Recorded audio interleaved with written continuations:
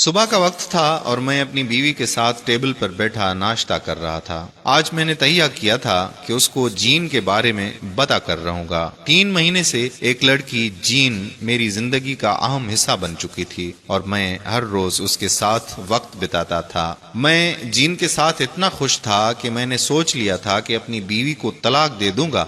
بہت دنوں سے مسلسل کوشش کر رہا تھا مگر اس کو بتا نہیں پا رہا تھا۔ آج ضرور بتا دوں گا، میں نے فیصلہ کیا۔ میں بولا، بیگم بس میرا تمہارا ساتھ یہیں تک تھا، میں اب کسی اور کو تہہ دل سے پسند کرتا ہوں اور ہم دونوں شادی کرنے جا رہے ہیں۔ میں تمہیں چند دن میں طلاق دے دوں گا۔ میری بیوی آہستہ سے بولی کہ کیوں؟ میں نے آگے سے کوئی جواب نہ دیا تو ایک دم غصے میں آ گئی اور کھانے کا ڈونگا نیچے پھینک دیا اور اٹھ کر اوپر اپنے کمرے میں چلی گئی۔ میں نے سوچا کہ میں نے بالکل صحیح فیصلہ کیا ہے۔ میں جین کے پاس چلا گیا۔ شام کو میں نے گھر پر وکیل بھیجا جس نے میری بیوی کو بتایا کہ طلاق کے بعد اس گھر کی مالک وہ ہوگی اور میرے بزنس کے 3% شیئرز بھی اسی کے ہوں گے۔ میرے وکیل نے فون کر کے بتایا کہ آپ کی بیوی نے سب لینے سے انکار کر دیا ہے۔ مجھے کچھ سمجھ نہیں آئی۔ رات کو میں گھر لوٹا تو دیکھا کہ میری بیوی کمپیوٹر ٹیبل پر بیٹھی کچھ لکھ رہی تھی۔ میں نے دھیان نہ دیا اور جین کے بارے میں سوچتا ہوا سو گیا۔ صبح اٹھا تو میری حیرت کی انتہا نہ رہی، دیکھا کہ میری بیوی ابھی تک ٹیبل پر بیٹھی کچھ لکھ رہی تھی۔ میں پاس گیا اور پوچھا کہ کیا کر رہی ہو؟ بولی کہ آپ مجھے طلاق دے دیں مگر میری 2 شرطیں آپ کو ماننی پڑیں گی۔ میرا دل پگھل گیا۔ میں نے بولا اوکے، پرامس۔ اس نے بتایا کہ ایک تو آپ مجھے 1 مہینے کے بعد طلاق دو گے، تب تک ہم ایسے ہی رہیں گے کہ ہمارا بیٹا سمجھے کہ ہم میاں بیوی ہی ہیں، کیونکہ اس کے اگلے مہینے امتحانات تھے۔ دوسرا، آپ روز صبح مجھے کمرے سے اسی طرح اٹھا کر ناشتے کی میز پر لے کر جاؤ گے جیسے شادی کے پہلے دن لے کر آئے تھے، پورا 1 مہینہ۔ میں نے سوچا کہ کتنی پاگل ہے، میرے سے کوئی پیسے، گھر، بزنس بھی نہیں قبول کر رہی، اس کی معصوم 2 شرطوں سے کیا فرق پڑ جاتا ہے؟ میں اس کی بات مان گیا۔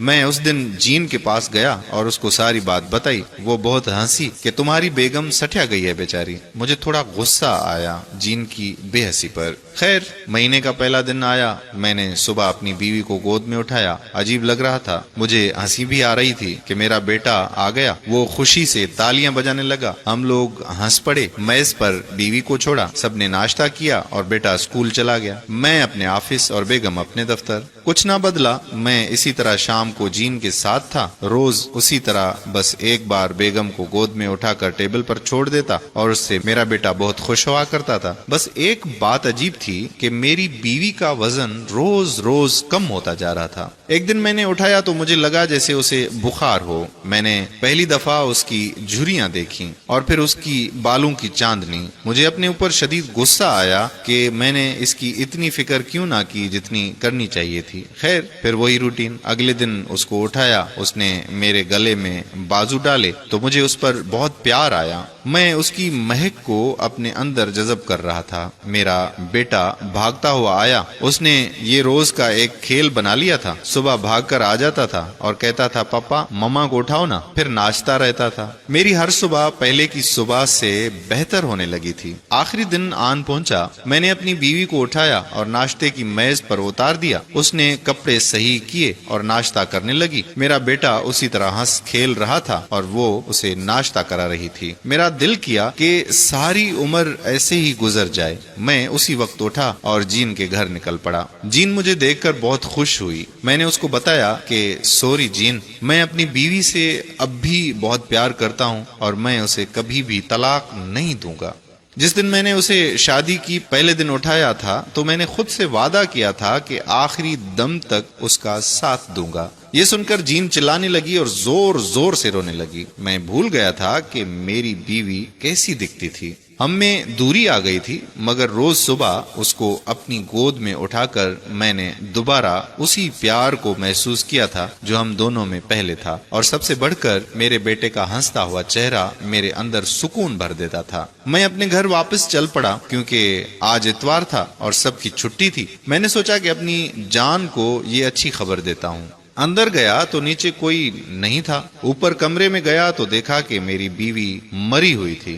میں بچوں کی طرح رونے لگ گیا۔ کچھ دن بعد معلوم ہوا کہ وہ سب کچھ جانتی تھی، اس کو کینسر ہو گیا تھا اور وہ مجھ سے چھپاتی تھی۔ صرف ہمارے بیٹے کے لیے وہ چاہتی تھی کہ ہم آخری مہینہ ساتھ گزاریں تاکہ میرا بیٹا ہمیشہ خوش رہے اور یہ سمجھے کہ اس کا باپ اس کی ماں سے بہت پیار کرتا تھا۔ وہ صرف ہمارے بیٹے کی خوشی کی خاطر صبح گود میں اٹھانے کا بولتی تھی۔ آج میرا بیٹا بڑا ہو چکا ہے اور بے حد کامیاب ہے۔ وہ یہی جانتا ہے کہ اس کے ماں باپ میں بہت محبت تھی۔ اپنی بیوی کا یہ احسان میں کبھی نہیں چکا سکتا۔ وہ مجھے بہت یاد آتی ہے۔ مکان، گاڑی، کپڑے، جوتے سب معمولی چیزیں ہیں۔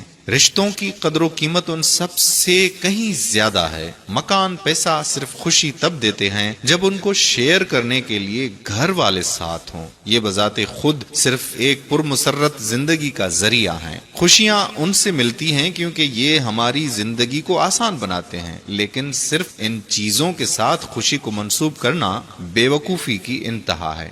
قارئین اکرام، اگر آپ نے ابھی تک ہمارا پیج پیارا اسلام لائک نہیں کیا تو پیارا اسلام کو لائک کر کے فالو کر دیجئے تاکہ ہم ایسی مزید دلچسپ ویڈیوز آپ تک پہنچاتے رہیں۔ اور اگر آپ نے ابھی تک ہمارا یوٹیوب چینل پیارا اسلام سبسکرائب نہیں کیا تو یوٹیوب پر ہمارا چینل پیارا اسلام سبسکرائب کر دیجئے تاکہ ہم ایسی مزید ویڈیوز وہاں سے بھی آپ تک پہنچاتے رہیں۔ جزاک اللہ خیرہ۔ السلام علیکم ورحمۃ اللہ وبرکاتہ۔